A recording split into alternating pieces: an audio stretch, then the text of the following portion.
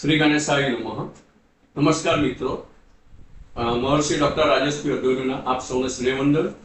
આજનો આપણો ટોપિક છે સફળતાનો ગણેશ મંત્ર।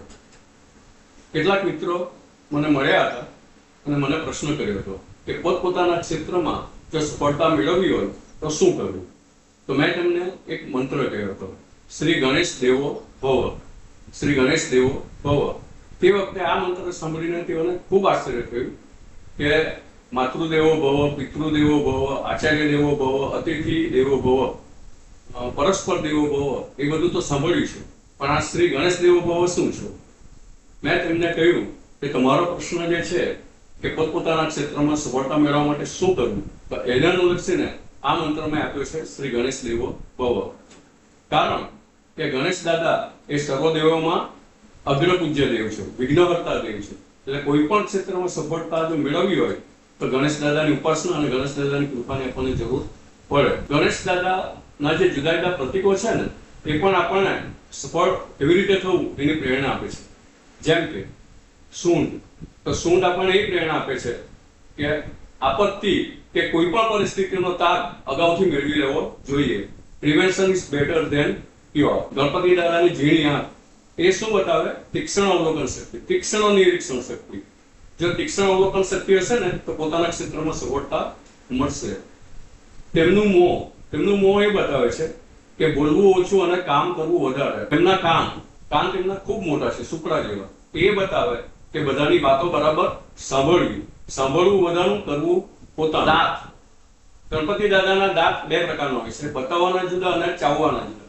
એનો અર્થ એ થાય કે લોકો આગળ એક જુદી રીતે કરવાનું સફળતા માટે, પણ અંદર પોતાનું મૂળ લક્ષ્ય જે છે હોય તે કોઈને બતાવવું નહીં। બીજી એક પ્રતીક જે આવે છે એમનું, તે ગણપતિ દાદાના જુદા જુદા હાથો। તો એક હાથમાં કલમ બતાવીશું। કલમ એટલે એ બતાવે કે તમારું કોઈ બી કાર્ય છે એનું આયોજન બરાબર હોવું જોઈએ, પેપર વર્ક બરાબર હોવું જોઈએ, દસ્તાવેજીકરણ, ડોક્યુમેન્ટેશન બરાબર હોવું જોઈએ। એક હાથમાં અંકુશ છે, એ બતાવે સ્વયં શિસ્ત, સેલ્ફ ડિસિપ્લિન। કોઈ પણ ક્ષેત્રમાં સફળ થવું હોય તો સેલ્ફ ડિસિપ્લિનની ખૂબ જરૂર છે। એક હાથમાં પાસ છે, પાસ એ બતાવે કે પોતાના દુર્ગુણો, નબળાઈઓ એને દૂર કરવી જોઈએ। એ ઉપરાંત પોતાના સ્ટાફને બધા હોય એ બધાને પણ કાબુમાં રાખવા જોઈએ, નિયંત્રણમાં રાખવા જોઈએ, બોસ તરીકે બરાબર કામ કરવું જોઈએ।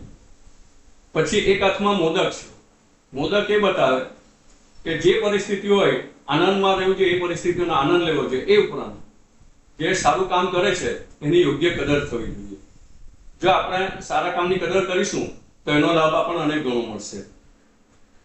એમનું પેટ મોટું છે, મોટું પેટ એ બતાવે કે જે કંઈ હોય તે બધું પચાવી જાણવું, પોતાના મનમાં રાખવું અને મોનોપોલી જાળવવી। મોનોપોલીથી સફળતા મળવાની શક્યતા વધી જાય। આ ઉપરાંત એમનું વાહન ઉંદર છે। ઉંદર એ બતાવે છે કે સમસ્યાના ઊંડાણ સુધી જવું જોઈએ અને ચારે બાજુથી તપાસ કરીને એનો ઉકેલ લાવવો જોઈએ। ઉંદર ચપળતા બી બતાવે છે। તમે કોઈ પણ કાર્ય કરવા માટે હંમેશા ચપળ અને તત્પર રહો તો સફળતા મળશે। ગણપતિ દાદાનો એક હાથ વરદાની હાથ છે, એટલે વરદાન આપે છે। તો એ બતાવે કે તમારી જે આવડત હોશિયારી છે એ લોકોને ઉપયોગી થાય એવું કામ કરો, અને જે લોકોનું ભલું કરશો તો લોકોની શુભેચ્છા તમને મળશે અને તમે સફળતામાં આગળ વધશો। ગણપતિ દાદા હાથે રિદ્ધિ સિદ્ધિ અને ગણેશ દાદાનું ઘણીવાર મૂર્તિ જોવા મળે છે। તો ગણેશ એટલે બુદ્ધિ જો હશે ને તો જ રિદ્ધિ એટલે સમૃદ્ધિ આવશે અને સિદ્ધિ એટલે સફળતા મળશે।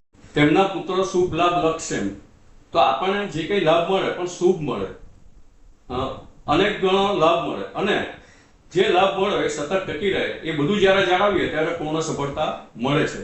આમ ગણેશ દાદાના ઘણા બધા પ્રતીકો સફળતા મેળવવા માટે આપણને ઘણું બધું સૂચવે છે। આપણે કેવું હોય ને તો શ્રી ગણેશ ભૂત્વા ગણેશમ યજ્ઞ, કે ગણેશની ભક્તિ કરવી હોય તો ગણેશ જેવા થવું જોઈએ। અર્થાત કે ગણેશ દાદાની કૃપા અને પ્રસન્નતા મેળવવા માટે ગણેશ જેવા ગુણ કર્મ આપણામાં આવવા જોઈએ, તો આપણને પૂરી સફળતા મળશે। તેથી યુવા મિત્રો, આજનો ગુરુ મંત્ર છે સફળતા માટેનો, શ્રી ગણેશ દેવો ભવ, શ્રી ગણેશ દેવો ભવ, શ્રી ગણેશ દેવો ભવ અસ્તુ।